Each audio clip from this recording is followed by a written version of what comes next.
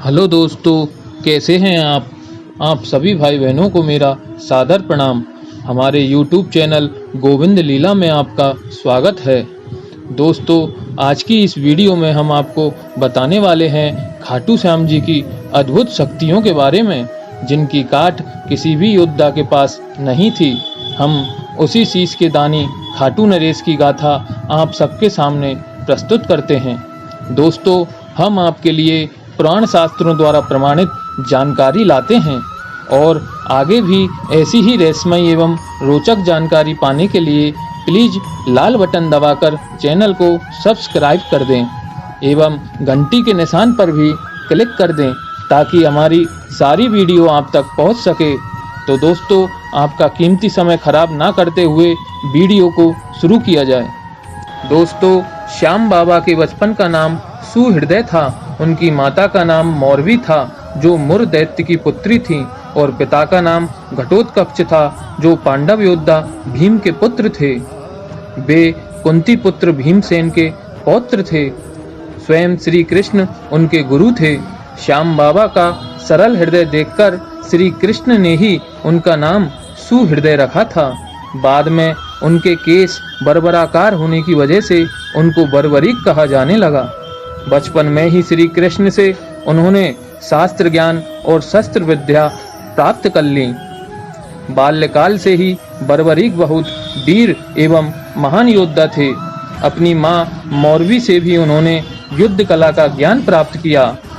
बाद में श्री कृष्ण के कहने से बर्बरीक ने महिसागर संगम क्षेत्र में नवदुर्गाओं को प्रसन्न कर अपरिमित बल प्राप्त किया। दोस्तों, इतना ही नहीं, उन्होंने भगवान शिव से 3 अमोघ बाण प्राप्त किए, जो कि तीनों लोगों को भस्म कर सकते और वापस उनके पास ही आ जाते थे। उनको धनुष अग्निदेव से प्राप्त हुआ, जो कि त्रिलोकी को जीतने में समर्थ था।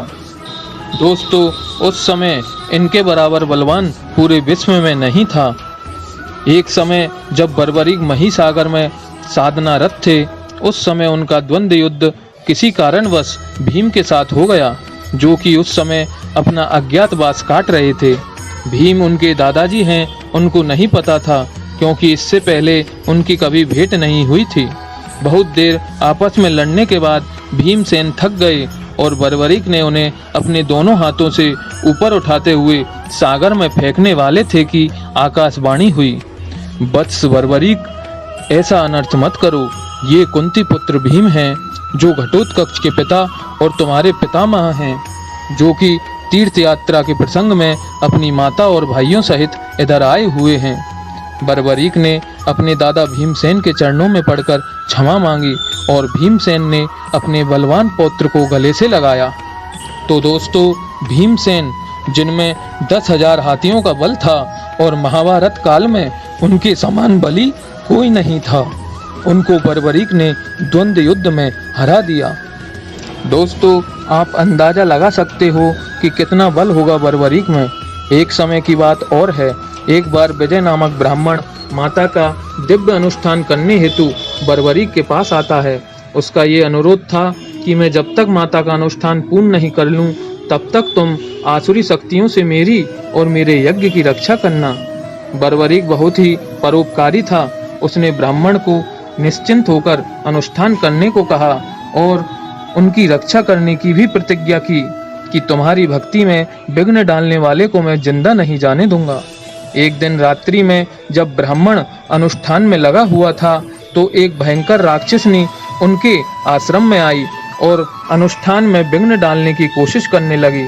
इतने में ही वीर बर्बरीक ने उस राक्षसनी का संहार कर दिया। अनुष्ठान चलता रहा। ऐसे ही रोज रात्रि में चुड़ैल, भूत, बेताल अथवा राक्षस आया करते। महाबली बर्बरीक उन सबको मार देते और उन्हें भागने तक का मौका नहीं देते। फिर अनुष्ठान पूर्ण होने की अंतिम रात्रि को भयंकर मायावी दैत्य आया और उसने विजय की साधना को नष्ट करने की चेष्टा कर ही रहा था कि बर्बरीक ने उसे धरती पर पटककर अपने बस में कर लिया। किंतु किसी तरह वो दैत्य बर्बरीक के चुंगल से भागने में सफल हो गया और एक बिल के रास्ते दैत्य लोक की तरफ गया। पीछे पीछे बर्बरीक ने भी उसका पीछा किया और दैत्य लोक में जाकर उस दैत्य को मारकर लाखों पलासी नामक दैत्यों का संहार कर डाला। पलासी दैत्यों से नागलोक के प्राणी परेशान थे। संपूर्ण दैत्यों के संहार होने की सूचना पर नागराज ने आकर बर्बरीक को साधुवाद किया और उनके बल की भूरी भूरी प्रशंसा की। दोस्तों, उधर ब्राह्मण की साधना पूर्ण हो चुकी थी और उन्होंने मनोवांछित सिद्धि को प्राप्त कर लिया। वीर बर्बरीक को और अधिक बल प्राप्त करने हेतु आशीर्वाद देकर वो ब्राह्मण अपने अभिष्ट स्थान को चला गया। दोस्तों, इतने बलशाली होने पर भी बर्बरीक को अपनी शक्तियों पर नाम मात्र भी घमंड नहीं था। उनकी दादी हिडम्बा, जो कि भीम की पत्नी थी, उनको अच्छी अच्छी शिक्षा एवं सदाचार का उपदेश दिया करती थीं और अपनी शक्तियों को दूसरे की भलाई और परोपकार में लगाने की बात कहा करती थी। वो अपनी दादी से अधिकांशतः मोक्ष विषयक प्रश्न पूछा करता था और हिडम्बा श्री कृष्ण की लीलाओं से परिचित होते हुए उससे हमेशा श्री कृष्ण के कर कमलों द्वारा मृत्यु वरण करने की बात कहा करती थी। एक समय जब महाभारत का युद्ध समय निकट था, तब बर्बरीक ने अपनी दादी से महाभारत के युद्ध में भाग लेने के बारे में कहा और दादी का आशीर्वाद लेकर महासंग्राम के लिए निकले। जाते समय हिडम्बा ने यह सोचकर कि पांडव केवल 5 हैं, उनके कौरवों से हारने की शंका लेकर कहा कि बेटा बर्बरीक, तुम हारने वालों की तरफ से युद्ध करना। बर्बरीक दादी से हारे का सहारा बनने की प्रतिज्ञा करके चला गया। नीले घोड़े पर सवार होकर बड़ी तीव्र गति से वो कुरुक्षेत्र के निकट पहुंचकर एक पीपल के वृक्ष के नीचे घोड़ा बांधकर वहीं ठहर गए। इधर उसके आने की सूचना पांडव और कौरवों को भी लगी। भीमसेन का पौत्र है, यह सोचकर कौरव दल में भय समा गया और 5 पांडव बहुत खुश हुए। वे श्री कृष्ण को साथ लेकर बर्बरीक के पास आए। दोस्तों, उस समय इनके बराबर बर्बरीक ने गुरुदेव श्री कृष्ण और अपने पितामह को धरती पर लेटकर साष्टांग प्रणाम किया। अपने पौत्र का ऐसा व्यवहार देखकर युधिष्ठिर, भीम, अर्जुन सहित 5 ने उसका मस्तक चूमा और गले से लगाया। दोस्तों, बर्बरीक ने सबको बताया कि वह भी इस महासंग्राम में भाग लेने हेतु आया है। इस पर भीमसेन ने कहा कि तुम्हारे तुणीर में मात्र 3 बाण हैं। इस पर वीर बर्बरीक सबको बताता है कि मेरे ये 3 बाण तीनों लोगों को नष्ट कर सकते हैं और लक्ष्य पूरा करके शीघ्र मेरे तुणीर में वापस आ जाते हैं। यह सुनकर समस्त पांडव वीर अपने पौत्र की भूरी भूरी प्रशंसा करने लगे, किंतु श्री कृष्ण कुछ खिन्न से दिखाई दिए। उन्हें बर्बरीक द्वारा लिया हुआ प्रण ज्ञात था। उन्होंने यह अनुमान लगाया कि जब कौरव सेना हारने लगेगी, तब बर्बरीक निश्चित ही कौरवों की तरफ से युद्ध करेगा। तब समूचे पांडव पक्ष की क्या दशा होगी। ऐसा सोचकर सबके साथ वहां से आ गए।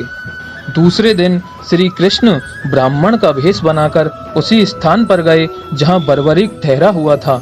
ब्राह्मण रूपी श्री कृष्ण ने बर्बरीक से अपना परिचय पूछा तो बर्बरीक ने अपना परिचय देकर महाभारत के युद्ध में भाग लेने की बात कही। इस पर ब्राह्मण देव हंसी उड़ाते हुए बोले कि इतने भयंकर संग्राम में तुम 3 बाण लेकर आए हो, इनसे युद्ध में कब तक ठहर पाओगे। इस पर बर्बरीक सिर्फ एक ही बाण से संपूर्ण विपक्षी दल को नष्ट करने की बात कहता है। तब ब्राह्मण देव ने इसकी परीक्षा लेते हुए अपने बाण को पीपल के पेड़ पर चलाने को कहा कि इसके सारे पत्ते सिर्फ एक बाण से भेद कर दिखाओ तो मैं मानूं। बर्बरीक ने अपना बाण पीपल के पत्तों पर चला दिया। ब्राह्मण ने एक पत्ता हाथ में और एक पैर के नीचे दबा लिया। उसके बाद ब्राह्मण ने देखा कि वह बाण संपूर्ण पत्तों को भेद चुका है एवं हाथ और पैर के नीचे का पत्ता भी नष्ट हो चुका है। यह सब देखकर ब्राह्मण रूपी श्री कृष्ण ये समझ चुके थे कि अगर कौरव पक्ष के हारने की परिस्थिति में हारने वाले की तरफ से युद्ध करने वाले बर्बरीक ने बाण चलाया तो संपूर्ण पांडव सेना समेत स्वयं मैं खतरे में आ जाऊंगा। यह सोचकर ब्राह्मण रूपी श्री कृष्ण अपने असली रूप में आ गए और बर्बरीक को अपने दिव्य चतुर्भुज रूप के दर्शन करा के सुदर्शन चक्र से उनका सिर काट लिया। दोस्तों, सिर कटने के बाद बर्बरी का धड़ तो नीचे गिर गया, परंतु सिर नीचे नहीं गिरा और उस कटे सिर ने गोविंद से कहा कि श्री कृष्ण, आपने मेरी ही इच्छा पूर्ण करी है। मैं तो आपको ब्राह्मण वेश में ही पहचान गया था। गोविंद की आंखों में अश्रुधारा बह निकली और वे बोल उठे, तुमने खुद ही मुझे अपना शीश दान किया है। आज से तुम्हें शीश के दानी के रूप में पहचाना जाएगा। दोस्तों, आपको जानकर हैरानी होगी कि बर्बरीक को कभी भी उन बाणों को चलाने का अवसर ही प्राप्त नहीं हो सका। बाद में श्री कृष्ण ने महाकाली द्वारा बर्बरीक के शीश को अमृत से सींचा और उनका शीश अमर कर दिया। कालांतर में वही शीश खाटू गांव में पहुंचा। वहां पृथ्वी के नीचे दबे उस शीश को गौ माता द्वारा अपने अमृतमयी दूध से बरसों तक सींचा गया। घोर कलयुग प्राप्त होने पर एक समय खाटू के राजा के स्वप्न में शीश के पृथ्वी में दबे होने की जानकारी मिली। उधर गौ माता का एक जगह दूध निकालने की खबर पूरे गांव में फैल गई। राजा ने उसी जगह खुदाई करवाई तो उन्हें बर्बरीक का शीश मिला। वह एक प्रस्तरमयी शीश के रूप में बाहर निकाला गया और राजा ने कार्तिक मास की एकादशी को एक मंदिर का निर्माण कराकर उस शीश की प्रतिष्ठा करवाई। श्री कृष्ण ने कलयुग में उन्हें अपने नाम से पुकारे जाने का वरदान भी दिया। तभी से बर्बरीक खाटू श्याम के नाम से पुकारे जाने लगे।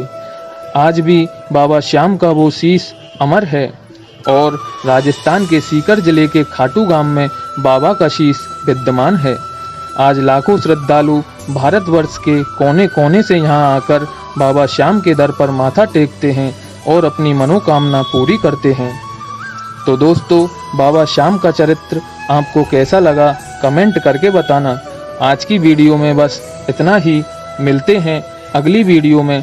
तब तक के लिए जय राधा माधव, जय राधा गोविंद। धन्यवाद।